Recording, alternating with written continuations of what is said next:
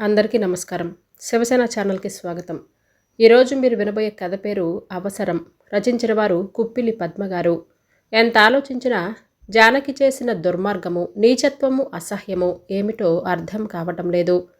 ఎన్నాళ్ల బంధాలు, అనుబంధాలు, ఇష్టాలు, అయిష్టాలపై బోలెడన్ని అనుమానాలు కూడా వస్తున్నాయి విజయకి.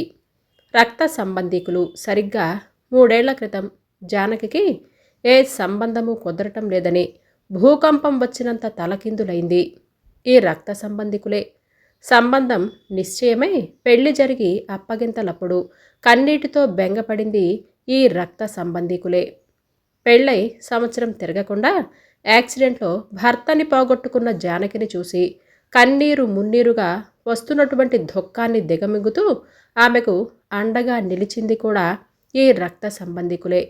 ఈరోజు ఆ జానకి చావు బతుకుల మధ్య ఆసుపత్రిలో ఉంటే అసహించుకుంటూ జానకి బతకాలని ప్రార్థనలు చేస్తున్నది కూడా ఈ రక్త సంబంధికులనే చెప్పుకోవచ్చు. జానకి క్యారేజ్ తీసుకొని ఆసుపత్రికి బయలుదేరినప్పటి నుంచి విజయ మనస్సు అదే పనిగా గతంలోకి పోతుంది. 6 నెలల క్రితం ఓ శనివారం రాత్రి అన్నం తిననని మారం చేస్తున్న చిన్న కూతురికి జాబిల్లిని చూపిస్తూ పెరట్లో అటూ ఇటూ తిప్పుతూ అన్నం తినిపిస్తుంది విజయ. విజయ విజయ అని హడావుడిగా వచ్చాడు శ్రీధర్. ఏంటి అని ఆమె అడిగేలోగా త్వరగా వడ్డించేసేయ్ అని అన్నాడు. ఒక్క నిమిషమండి, పాపకు అన్నం తినిపించి పెడతాను, మధ్యలో ఆపితే ఇక అది మరి తినదు అని అంది విజయ. అబ్బా, నేను త్వరగా వెళ్ళాలి విజయ, జానకిని పెట్టమనండి అని అంది విజయ. సరే సరే అలాగే అని అంటూ అక్కడికి వెళ్ళినవాడు వెళ్ళినట్లే వెనక్కి తిరిగి వచ్చి జానకి తలనొప్పిగా ఉందట, ఆమె పడుకొని ఉంది, అన్నం పెట్టమని నేను అడగలేదు అని అన్నాడు. అటూ ఇటూ 10 సార్లు తిరిగే బదులు మీరే వడ్డించుకోవచ్చు కదా. వడ్డించుకోడు. ఈ మధ్య జానకి ఎందుకో దిగులుగా విసుగ్గా ఉంటుంది అని అనుకుంటూ పాపకి ఓ చేత్తో తినిపిస్తూనే మరో చేత్తో శ్రీధర్కి వడ్డించింది. త్వరగా తింటున్న అతన్ని చూస్తూ ఏంటి ఆ హడావుడి అని అడిగింది. విజయ, సినిమాకి వెళ్తున్నా. ఏ సినిమాకి? Indecent proposal. అవునా, నేను వస్తాను. నువ్వా? నీకు అసలు ఆ సినిమా గురించి ఏమైనా తెలుసా? మీకేం తెలుసండి, హాట్ సీన్స్ ఉన్నాయట, ఫ్యామిలీ లేడీస్ రాకూడదు అని అన్నాడు శ్రీధర్. అయితే ఫ్యామిలీ జెంట్స్ వెళ్ళొచ్చా అని అడిగింది పాపకి మంచినీళ్లు పడుతూ. మగవాళ్ళు ఏమైనా చూడవచ్చు, సినిమా చూడటానికి ఆడామగా ఏంటి, నేను వస్తాను. చూడు విజయ, నీకు బ్లూ ఫిలిమ్స్ చూడాలని ఉంటే నేను క్యాసెట్స్ తీసుకొస్తాను, ఇంట్లో అందరూ నిద్రపోయాక ఇద్దరం కలిసి చూద్దాం, అంతేకాని ఇలా థియేటర్స్లో కాదు అని అన్నాడు శ్రీధర్. మీరంతా ఏది చూసినా ఆనందిద్దాం అని అనుకుంటారో దానికోసం కాదు, నేను ఆ సినిమా చూస్తాను అని అంటుంది. విలువలు వ్యత్యాసం ఏ స్థాయిలో ఉందో చూద్దామని అని అంది విజయ. విలువలు వ్యత్యాసమా, నీ తలకాయ మజ్జిగపోయి అంటూ విసుక్కున్నాడు శ్రీధర్. మధ్యలో నా తలకాయ ఏం చేసింది? సరిగ్గా మాట్లాడటం కూడా రాదేంటి, గయ్యిమని అరిచింది. శ్రీధర్ లేవబోతుంటే బయటనుంచి ఇల్లు ఎగిరిపోయేలా అరుపులు వినిపించాయి. విజయ చప్పున బయటకొచ్చింది. వెనకే శ్రీధర్ కూడా వచ్చాడు. పక్క పోర్షన్లో అద్దెకుంటున్న వాళ్లపై కేకలు వేస్తుంది జానకి. ఇది ఇల్లు అనుకుంటున్నారా, సినిమా అనుకుంటున్నారా, టీవీ అంత సౌండ్ పెడతారేమిటి, తల బద్దలైపోతుంది అని అరుస్తుంది జానకి. ఎన్నిసార్లు చెప్పినా వాళ్ళకి లెక్కలేదన్నయ్యా, నువ్వైనా చెప్పు అని అంది. జానకి నిజానికి అంతగా మందలించాల్సిన స్థాయిలో వాళ్ళు టీవీ సౌండ్ పెట్టడం లేదు. కొత్తగా పెళ్ళైన జంట అన్యోన్యంగా ఉంటున్నారు అంతే. ఆర్థికంగా సామాన్యులే కానీ నిజమైన నవ్వు నవ్వగలిగిన వారే. తలనొప్పి అని ముసుగు పెట్టి పడుకున్నటువంటి జానకి ఇంత కేకలు వేసే ఓపిక ఎలా వచ్చిందో అని అనుకుంది విజయ. ఎన్నిసార్లు చెప్పాలి మీకు, వారం రోజులు టైం ఇస్తున్నాను, ఇల్లు ఖాళీ చేసేసేయండి అని అన్నాడు శ్రీధర్. విజయకి ఆ అన్నా చెల్లెళ్ళ వరుస ఏమీ నచ్చలేదు. జానకి ఎందుకలా వాళ్లతో అయినదానికి కానిదానికి గొడవ పెట్టుకుంటుందో విజయకైతే అసలు అర్థమే కావటం లేదు. ఆ తర్వాత శ్రీధర్ సినిమాకి వెళ్ళిపోయాడు. పాపని నిద్రపుచ్చి విజయ జానకి గదిలోకి వచ్చి అన్నం పెట్టనా అని అడిగింది. వద్దు, ఆకలిగా లేదు అని అంది జానకి. పాలివ్వనా? వద్దు. విజయకి జానకి దిగులేంటో అర్థమైపోయింది. ఏదైనా తాగమనో తినమనో ఎలా బతిమాలాలో తెలియటం లేదు. జానకి భర్త పోయిన కొత్తలో ఏమీ తినకుండా ఏడుస్తూ పడుకుంటే శ్రీధర్, అతని తల్లి విశాలాక్షి, అక్కయ్య, చెల్లెళ్ళు, తమ్ముడు అంతా బతిమాలి బతిమాలి తినిపించేవారు. విజయకి బతిమలాడటం చేతకాక మౌనంగా ఉండిపోయేది. ఆ తర్వాత విజయ తిని వంటిల్లు సర్ది హాల్లోకి వచ్చింది. జానకి టీవీ చూస్తుంది. తలనొప్పి తగ్గిందా అని అడిగింది విజయ. ఆ, ఏమైనా తింటావా? వద్దు. విజయ మరేమీ మాట్లాడకుండా మధ్యాహ్నం చదువుతూ మధ్యలో ఆపేసిన ముక్తి నవల తీసుకుని తన గదిలోకి వెళ్ళి మంచం పైన పడుకొని చదువుతుంది. వదిన ఎంత అదృష్టవంతురాలో! ఏ చికాకులు ఉండవు. మంచి భర్త, 2 పిల్లలు. వంట చేయటం, పిల్లల్ని చూసుకోవటం, పుస్తకాలు చదువుకోవటం అంతే వదిన పని. ఇక మరి నాకు మంచి ఉద్యోగం ఉంది, తెలుగు లెక్చరర్గా. తన జీవితము ఉంది. ఎందుకు? 18 ఏళ్లకు పెళ్ళైపోయింది. యాక్సిడెంట్లో అతను పోయాడు. ఆ తర్వాత ఇంటికొచ్చింది. ఇంటర్మీడియట్లో ఆగిపోయిన చదువుని కంటిన్యూ చేయించారు ఇంటిల్లిపాది. కాలేజీలో కూడా విసుగ్గానే అనిపించేది. క్లాసులో తనొక్కదానికే పెళ్ళవటం, భర్త పోవటం జరిగింది. ప్రతి అమ్మాయి కళ్ళల్లో, మాటల్లో పెళ్లి పట్ల ఎన్నెన్నో ఆశలు, కోరికలు. తనని చూసి అంతా జాలి పడేవారు. 19 ఏళ్లకే జీవితం ముగిసిపోయినట్లుగా మాట్లాడేవారు. ఆనందపోయిన బాధ ఉంది. జీవితం పట్ల ఇష్టం కూడా ఉంది. కానీ ఇంట్లో వాళ్ళు, బయట వాళ్ళు కూడా చదువుకోవటం కేవలం ఉద్యోగం కోసం అని అన్నట్లుగానే మాట్లాడుతూ ఉండేవారు. బాగా చదువుకోవాలని పెళ్లికి ముందు నుంచే ఆమెకు ఉండేది. డిగ్రీ పూర్తి కాగానే కిండర్ గార్డెన్ స్కూల్లో టీచర్ ఉద్యోగం వచ్చింది. ఇంకా చదువుకోవాలి అనే కోరిక ఉద్యోగం రాగానే తీరకుండానే పోయింది. ఇక పై చదువులు వద్దు అని అనేశారు ఇంట్లో వారు. ఉదయం లేవటం, రెడీ అయ్యి ఆఫీస్కి వెళ్ళటం, సాయంత్రం ఇంటికి రావటం, టీ తాగి టీవీ చూడటం, తినటం, పడుకోవటం, ఇంతేనా జీవితం అంటే? తనకంటూ ఓ ఇల్లు లేదు. వేరే ఉండటానికి ఇంట్లో వాళ్ళు అస్సలు ఒప్పుకోరు. ఇది అన్నయ్య ఇల్లు. పిల్లల్ని చూస్తుంటే ఎంతో ముద్దుగా అనిపిస్తారు. మరి తనకి పిల్లలు ఉంటే ఎలా వస్తారు? మళ్ళీ పెళ్లి చేసుకుంటే? అవునా? మరి ఎవరు చేసుకుంటారు? అసలు పెళ్ళి ఎవరు చేస్తారు అని ఆలోచిస్తూ ఉండగా వదిన గది లోపలికి వచ్చింది జానకి. విజయ పుస్తకం చదువుతూ ఉండటం చూసి ఏం నవలా అని అడిగింది జానకి. ముక్తి అని అంది విజయ. ఎవరికి? చప్పున పైకనేసింది జానకి. విజయ కాస్త పరిశీలనగా జానకి వైపు చూసింది. జానకి ఎందుకిలా ఉంటుంది? అడిగితే చెబుతుందా? ఓ వారం ఆగితే అప్పటికి ఇదే ధోరణిలో ఉంటే అప్పుడు అడగవచ్చు. ఆకలేయట్లేదంటున్నావు కదా, కాసిన పాలు తాగు అని అంటూ మంచం మీద నుంచి లేచి వెళ్ళి పాలు వెచ్చచేసి తీసుకొచ్చి జానకి ఇచ్చింది. పాలు తాగుతూ ఆ ముక్తి కథ చెప్పు అని అంది జానకి. చెబితే బాగుండదు, చదువు అని అంది విజయ.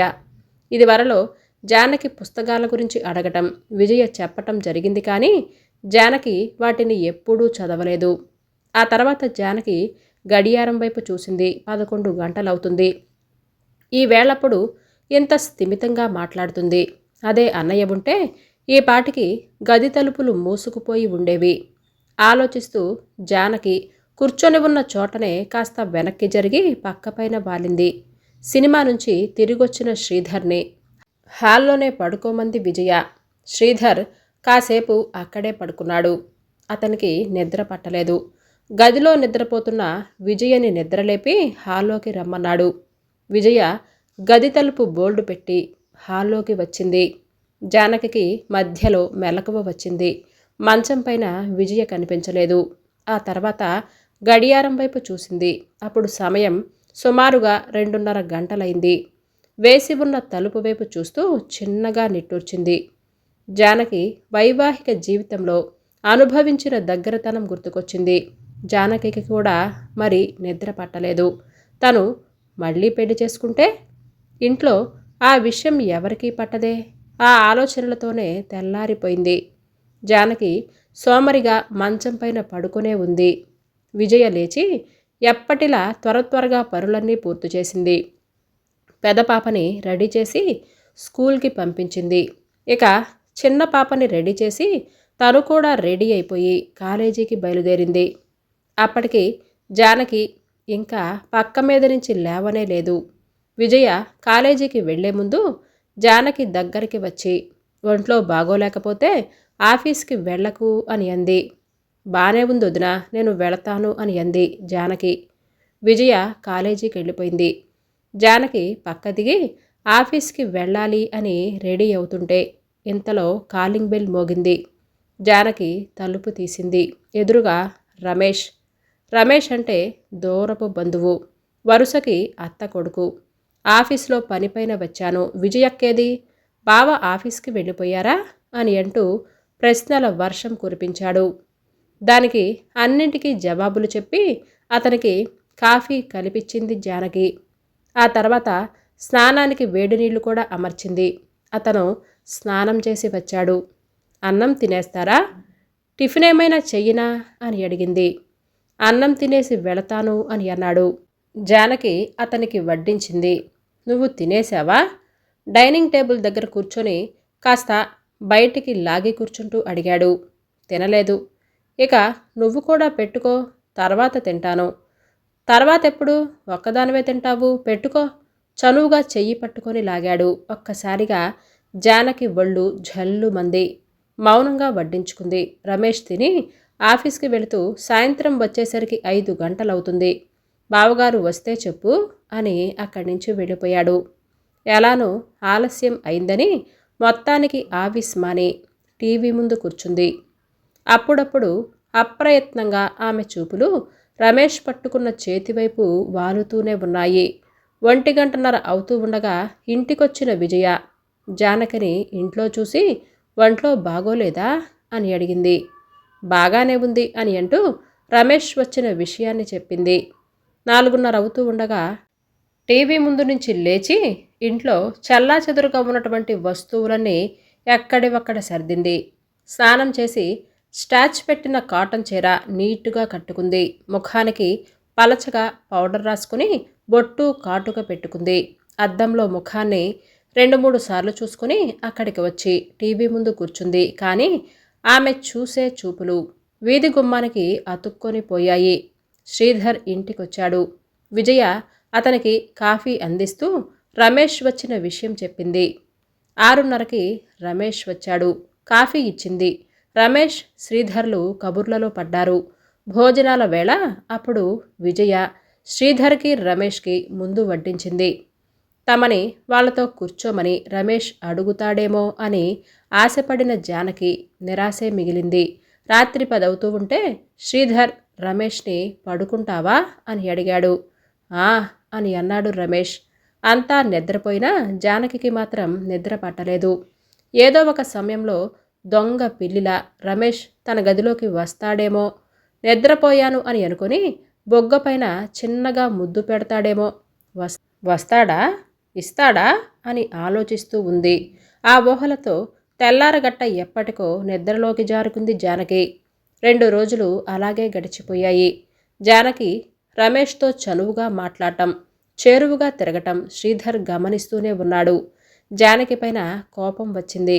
ఎలా వారించాలో తెలియలేదు. రమేష్తో చనువుగా ఉండవద్దని జానకి చెప్పు అని విజయ్తో చెప్పాడు. శ్రీధర్, మీదంతా చాదస్తం, మాట్లాడితే తప్ప అని విసుక్కుంది విజయ. నీదంతా బరితెగించిన తనం, నీతో చెప్పటమే తప్పు. ఆమె కంటే 10 రెట్లు విసుక్కున్నాడు శ్రీధర్. మర్నాడు సాయంత్రం శ్రీధర్ ఇంటికొచ్చేసరికి జానకి, రమేష్ క్యారమ్స్ ఆడుతూ ఉన్నారు.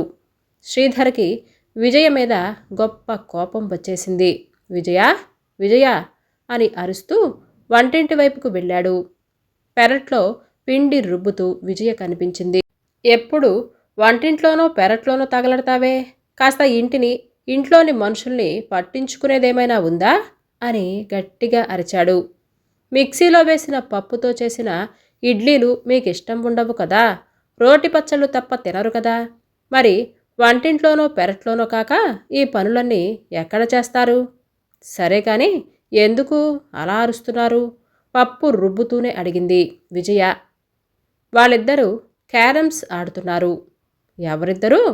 అదే జానకి, రమేష్. ఆ, ఆడనివ్వండి. నీకు ఆట్లాగా ఉందా? ఏమైనా అయితే కష్టమవుతుంది కదా.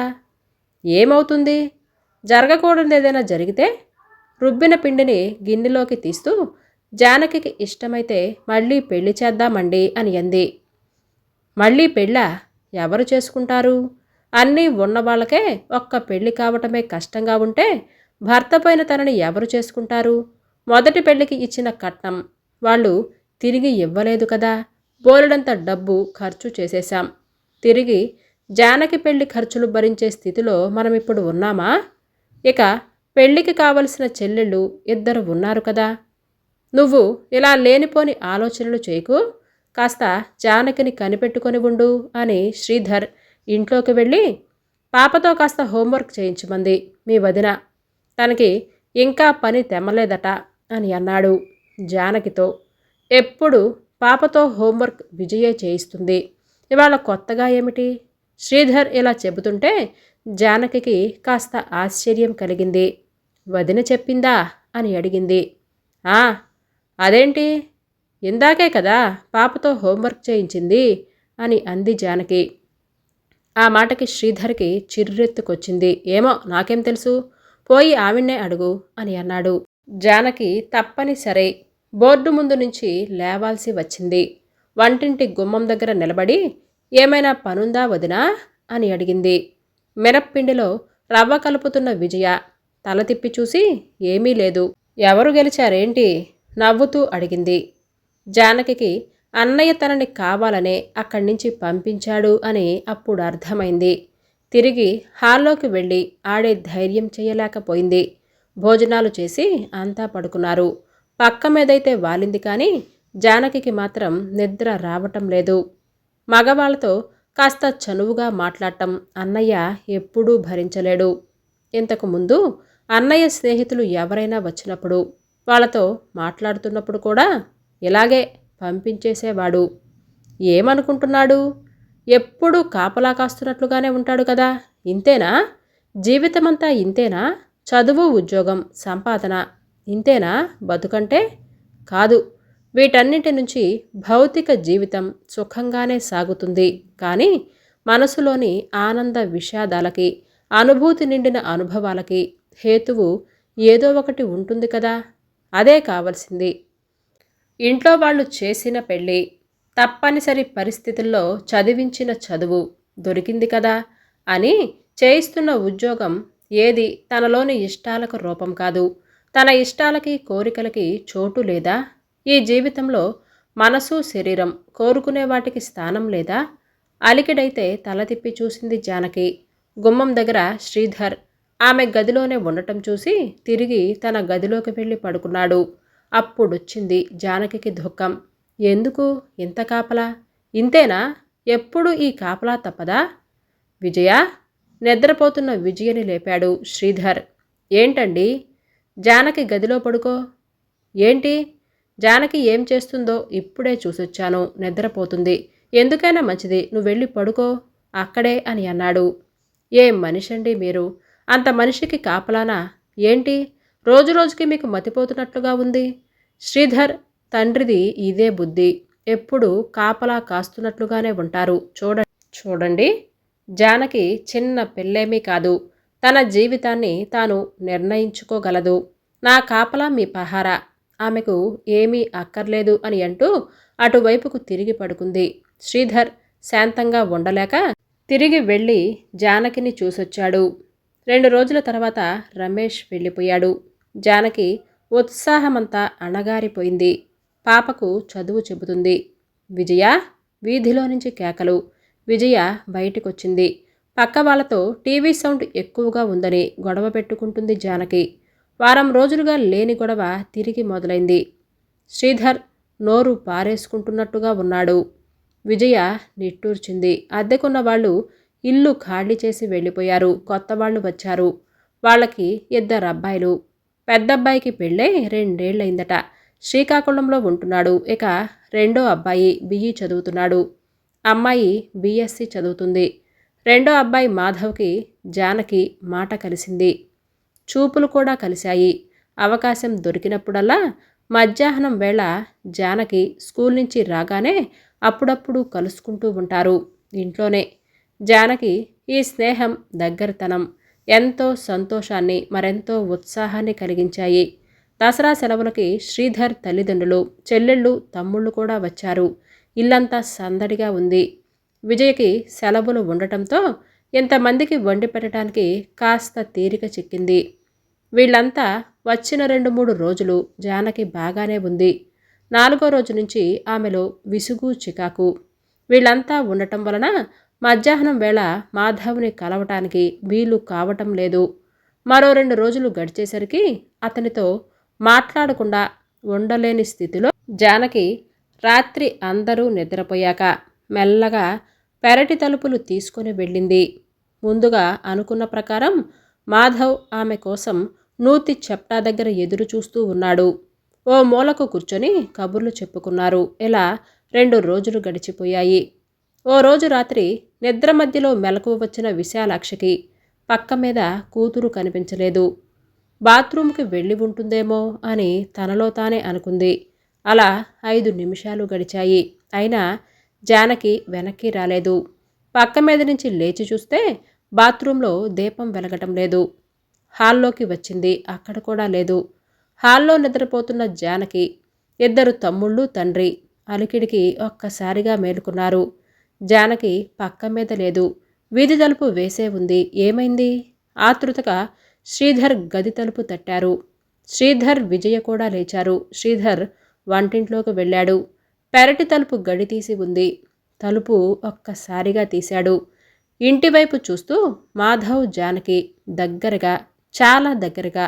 జానకి భుజాల చుట్టూ మాధవ్ చేతులు. అటు వాళ్ళిద్దరూ, ఇటు వీళ్ళంతా శిలా ప్రతిమలైపోయారు. అందరిలోకి ముందు శ్రీధర్ తేరుకొని విసురుగా జానకి వైపు వెళ్ళి ఆ చెంప ఈ చెంప ఎడా పెడా వాయించేశాడు. విజయ చప్పున ముందుకొచ్చి, ఏంటి, మీకేమైనా మతిపోయిందా అని అంటూ శ్రీధర్ చేతుల్లో నుంచి జానకిని విడిపించింది. అసలు నిన్ననాలి, ఏం చేస్తున్నావు, నీకింట్లో అసలు బాధ్యత లేదు అని అంటూ విజయ జుట్టుని గుప్పెట బిగించి తలవంచి వీపుపైన పిడికిలితో ధన్ ధన్మని బాదాడు. మొదరష్టపు దానా అని అంటూ విశాలాక్షి ఎక్కెక్కి ఏడవటం మొదలుపెట్టింది. తమ్ముళ్ల చూపుల్లో అసహ్యం. నోటికి హద్దుపద్దు లేకుండా విజయని, జానకిని కలిపి తిడుతున్నాడు శ్రీధర్. తండ్రి రామనాథం. మాధవ్ కాస్త తేరుకొని ఇంటివైపు వెళుతుంటే ఈ అరుపులకు మేలుకున్న అతని తల్లిదండ్రులు, చెల్లెలు ఒక్కసారిగా బయటకొచ్చారు. అద్దెకున్న వాళ్ళు ఎలాగైనా ప్రవర్తించేది, మర్యాదస్తులు అనుకున్నాను. వాళ్లపైన విరుచుకుపడ్డాడు శ్రీధర్. పరిస్థితి ఏమిటో అర్థం కాని మాధవ్ తల్లిదండ్రులు శ్రీధర్ కేకలకి ముందు తెల్లబోయారు. అంతలోనే తేరుకొని విషయం ఏమిటో చెప్పకుండా ఎందుకు అలా నోరు పారేసుకుంటారు అని అంది మాధవ్ తల్లి వర్ధిని. ఆడపిల్లలతో ఎలాగైనా ప్రవర్తించేది అని అన్నాడు శ్రీధర్. మొగుడు పోయిన వాళ్ళ వెంటపడాల్సిన అవసరం నా కొడుక్కి ఏమీ లేదు. ముందు మీ అమ్మాయిని అదుపజ్ఞలో పెట్టుకోండి అని అన్నాడు మాధవ్ తండ్రి. విజయకి ఎవరి తరహా నచ్చలేదు. ఇంకా ఇలాగే ఊరుకుంటే అందరూ జానకిని మాటలతో, చూపులతో చంపేస్తారు అని అనిపించింది. జానకి, పదమ్మా లోపలికి. మాధవ్, మీరు కూడా వెళ్ళండి. నడవండంతా, రేపొద్దునే మాట్లాడుకోవచ్చు. పదండి అత్తయ్యా అని అంటూ జానకిని బలవంతంగా లోపలికి తీసుకెళ్ళింది విజయ. ఓ గ్లాస్ మంచినీళ్ళు జానకితో తాగించి, పడుకో, వాళ్ళ మాటల్ని నువ్వేమీ పట్టించుకోకు అని జానకి గదిలో నుంచి బయటికి వచ్చింది. అప్పటికి జానకి తండ్రి, తమ్ముళ్ళు హాల్లో వారి వారి పక్కలపైన వాలిపోయారు. శ్రీధర్ గదిలోకి వెళ్ళిపోయాడు. విశాలాక్షి గోడకి ఆనుకొని నేల మీద కాళ్ళు చాపుకొని కూర్చొని ఏడుస్తూనే ఉంది. అత్తయ్య, ఎందుకలా బాధపడుతున్నారు, వెళ్ళి పడుకోండి అని అంది విజయ. నీకేం తల్లి, ఎన్నైనా చెప్తావు. కన్న కూతురైతే నువ్వెలాగే మాట్లాడతావా? సొంత చెల్లెలైతే ఇలానే పట్టించుకోకుండా వదిలేస్తావా? విజయని దులిపేసింది విశాలాక్షి. విజయ ఆమెకు సమాధానం చెప్పకుండా తన గదిలోకి వెళ్ళిపోయింది. అసలు ఇదంతా నీ వల్లనే. కనిపెట్టుకోకుండా ఆ పిల్లని గాలి కొదిలేశావు. నీకసలు బుద్ధుందా అని అంటూ కోపంగా అరిచాడు శ్రీధర్. ఏంటి, నా వల్ల జరిగిందా? బుద్ధా? బుద్ధేంటి? జానకి చేసింది అంత బుద్ధి లేని సిగ్గులేని పనైతే మీరందరూ అంతా బుద్ధి లేని వాళ్లే, సిగ్గులేని వాళ్లే. పెళ్ళైన కొత్తలో ఆషాఢమాసమని మా వాళ్ళు నన్నింటికి తీసుకొని వెళితే మీరు ఈ పద్ధతులను ఎంతగా విసుక్కున్నారు. పురిటికి పుట్టింటికి వెళ్ళినప్పుడల్లా మీరు నన్ను మిస్ అవుతున్నారని గోల చేయలేదా? ఈ రోజుకి కూడా మీకు అన్ని సుఖాలు కావాలి కదా, అవేవి జానకికి అక్కర్లేదా అని అడిగింది విజయ. తనకేం తక్కువ చేశాం? చదివించాము, అందరిలా బొట్టు కాటుగా పెట్టుకోమన్నాం, తినమన్నాం, ఉద్యోగం చేయమన్నాం. ఉద్యోగం చేయొద్దన్నామా అని అడిగాడు శ్రీధర్. ఎందుకు చదివించారు? ఆ మాత్రమైనా చదువుకోకపోతే ఉద్యోగం రాదని, తనకంటూ ఓ సంపాదన లేకపోతే తన బాధ్యత మీ మీద పడుతుందని. బొట్టు, రంగు బట్టలు, పువ్వులు ఇవన్నీ ఇప్పుడు చాలామంది ఆమోదిస్తున్నారని మీరు కూడా ఆమోదించారు. అంతే. జానకికి ఏం కావాలో, ఆమె మనసు శరీరం ఏం కావాలి అని అనుకుంటున్నాయో అవి ఆమె పొందకుండా మీరంతా ఎందుకు కాపలా కాస్తున్నారు? పైగా మళ్ళీ పెళ్లి చేయటానికి డబ్బులు లేవంటున్నారు అని అంది విజయ. పెళ్ళి. శ్రీధర్ ఏదో చెప్పబోతూ ఉండగా గది బయట నుంచి కేకలు వినిపించడంతో శ్రీధర్, విజయ ఒక్క ఉదురున బయటికి వెళ్లారు. వంటింట్లో లొంగలు చుట్టుకొనిపోయి గిలగిలా కొట్టుకుంటుంది జానకి. అంతా భయంతో ఆందోళనతో అరుస్తున్నారు. శ్రీధర్ అయితే భయంతో బిగుసుకుపోయాడు. మీరంతా తప్పుకోండి, హాస్పిటల్కి తీసుకెళదాం. త్వరగా వెళ్ళి ఓ రిక్షా తీసుకురండి. శ్రీధర్ని తొందర చేసింది విజయ. శ్రీధర్ వణికే పాదాలతోనే స్కూటర్ స్టార్ట్ చేశాడు. నిద్రపోతున్న రిక్షా వాణ్ణి లేపి వాణ్ణి తీసుకొని వచ్చి జానకిని హాస్పిటల్లో చేర్పించారు.